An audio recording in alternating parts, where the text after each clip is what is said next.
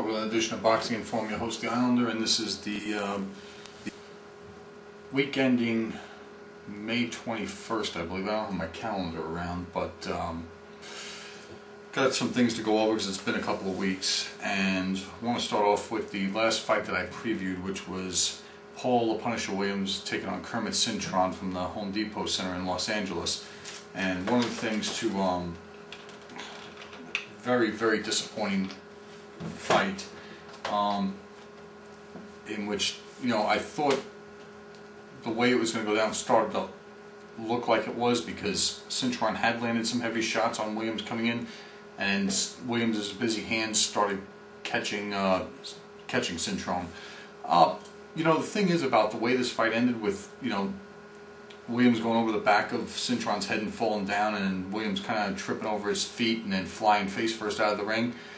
I've never seen, in all the years I've watched boxing, some guy without any help from anybody else go flying face first out of the ring. Usually they're thrown over the, backwards or over hip outside the ring or something like that.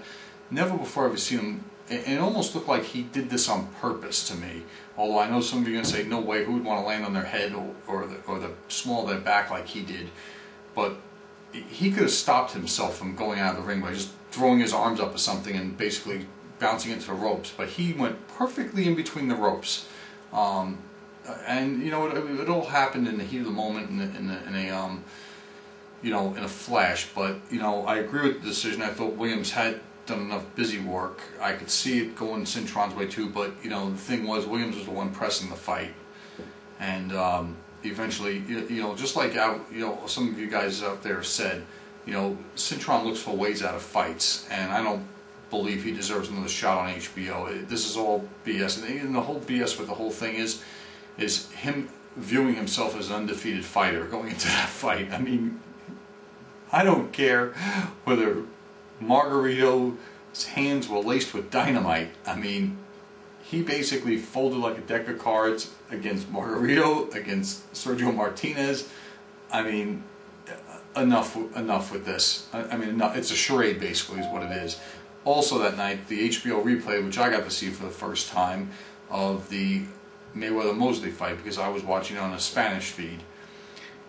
And I guess my take back from this is again to be taken with a grain of salt, the punch stat numbers, because as I'm watching the cumulatives that they give him between rounds, I know that Mosley scored with more than 7 punches or more than 7 body shots, or about 7 body shots or more in the 12th round, and yet the difference between the numbers that they give at the end of the 11th round and the numbers they give at the end of the fight don't add up, because I know that Mosley was landing more than 7 punches in that round. I mean, it's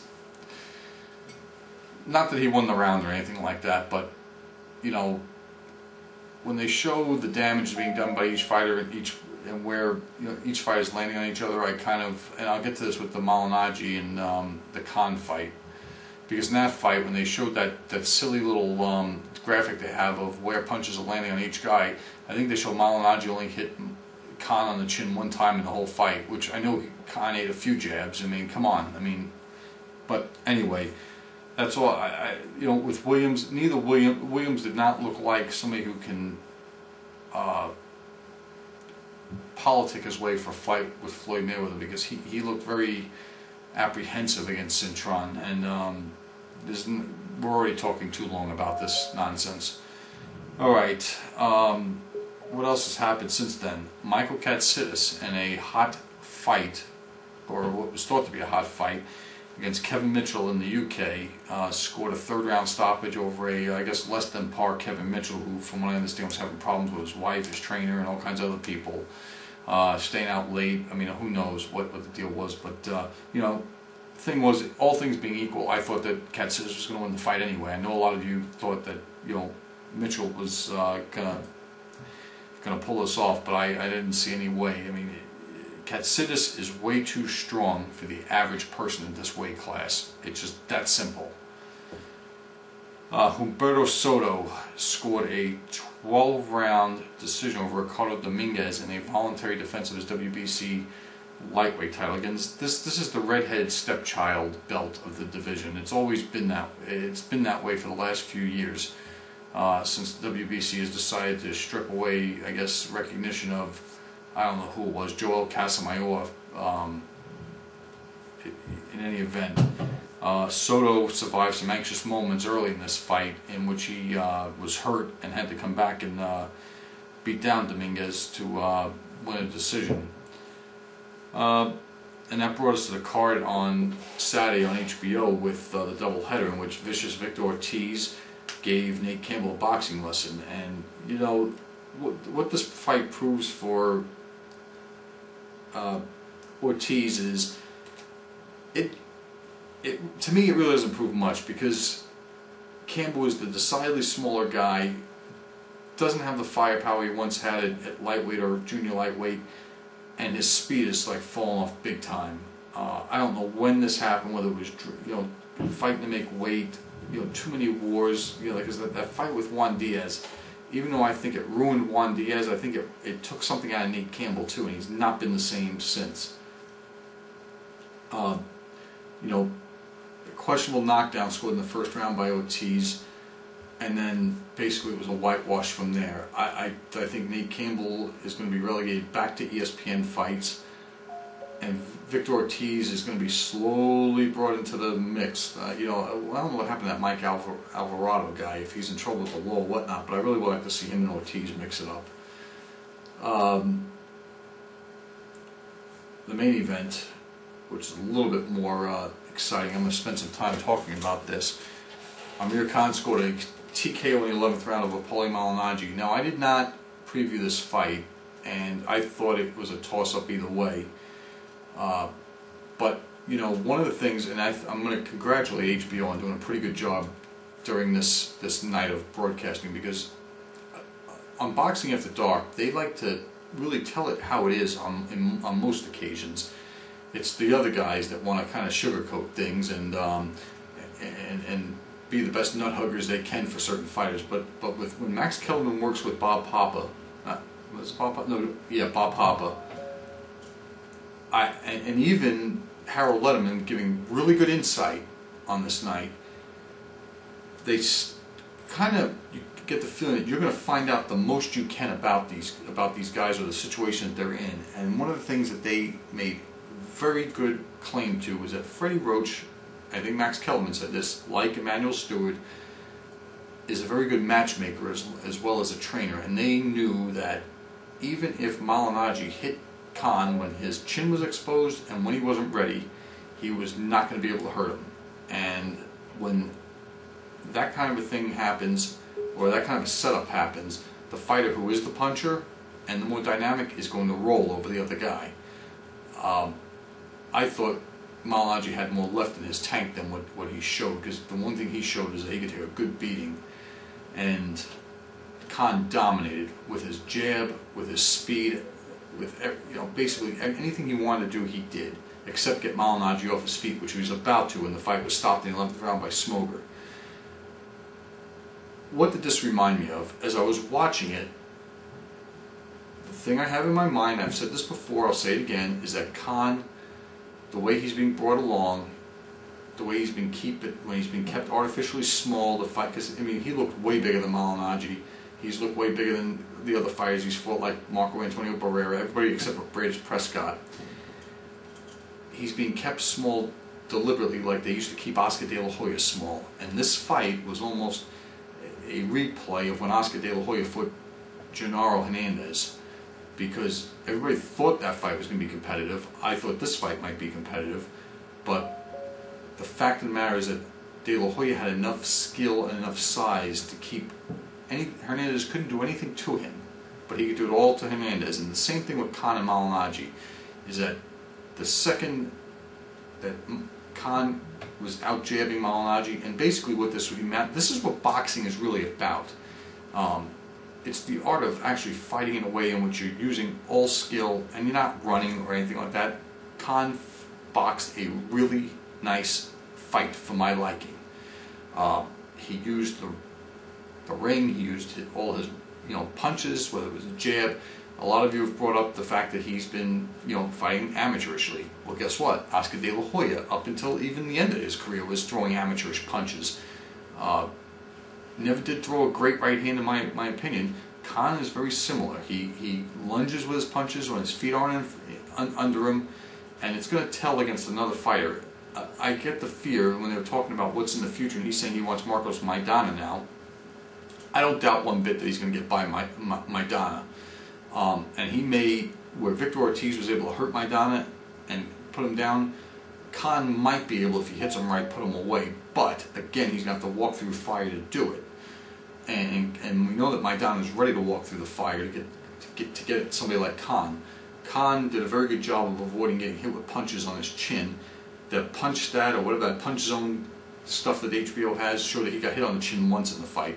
What a load of crap. I know Malignaggi cracked him on the chin a few times with jabs when he snapped his head back. So, I mean, so much for that punch zone stuff.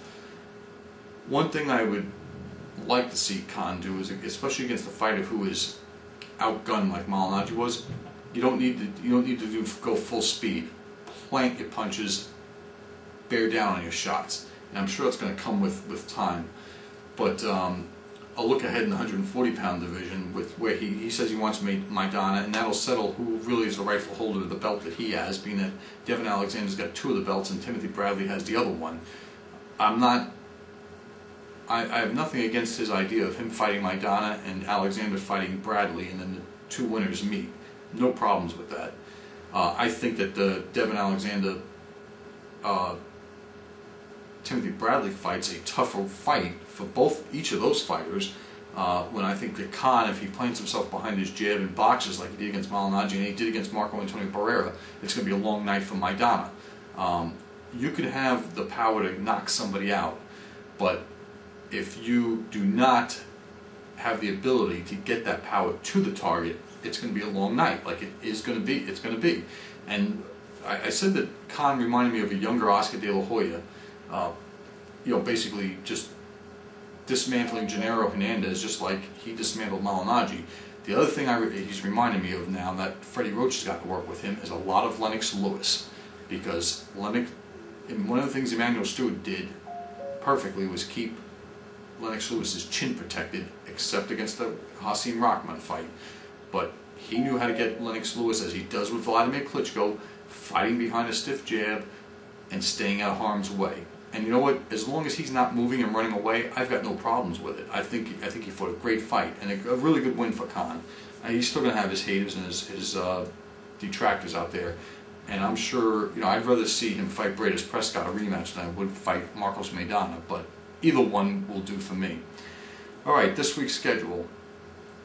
From Australia, May 20th, Vic Darchinyan making a return to the 118-pound division against Eric Barcelona. I think, is that right? Barcelona? Yeah, I guess so. I expect this. You got to watch this fight carefully, because again, when he fought Joseph Agbeko, it didn't look like he had carried his punching power up with him.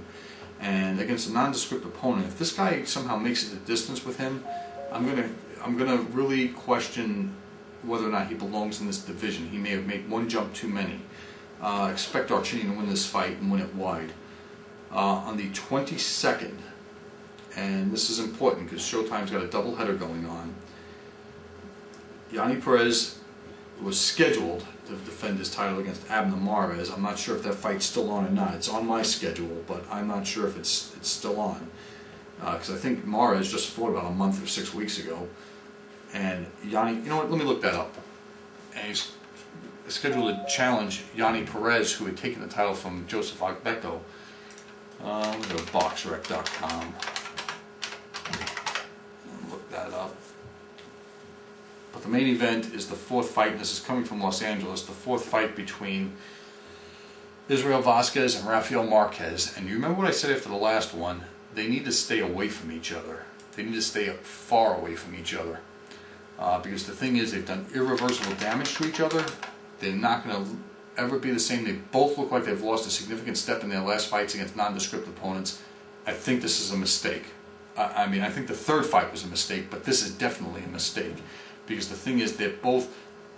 This is kind of like Frazier and Ali, where they've both declined at an equal pace, but they're both extremely dangerous to each other, like the Thriller in Manila. This is the same thing happening here, and they're going to do further irreversible damage to each other. I wish this fight wasn't made. although I'm going to enjoy watching it, as sadistic as that may sound.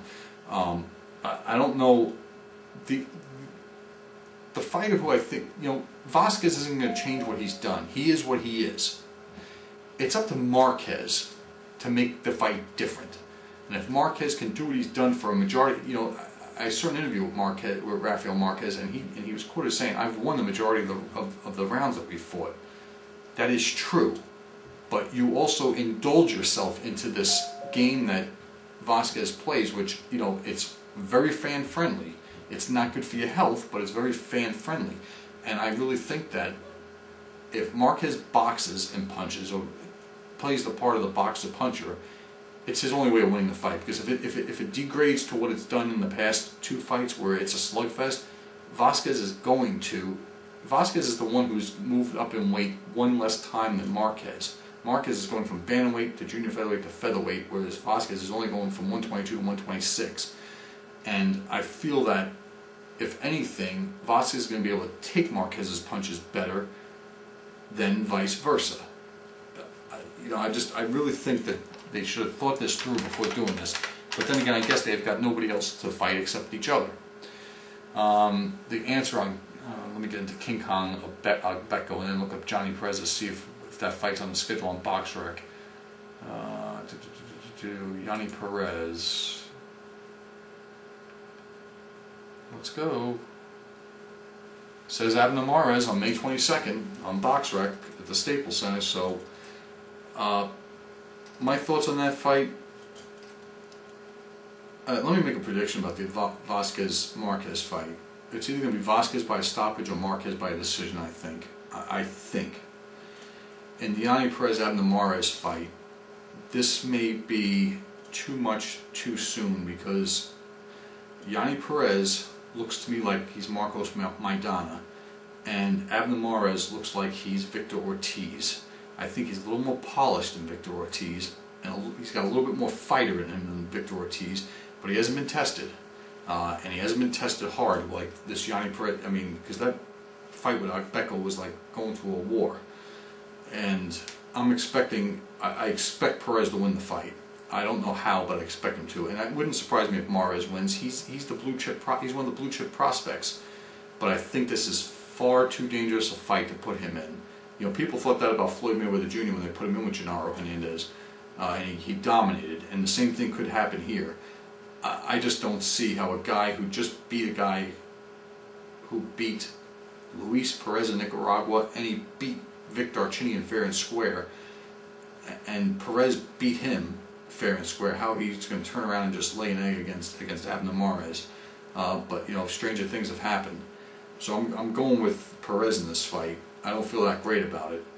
And I'll be back hopefully next week, if not shortly after that, with the results and some more previews. Thanks, everybody.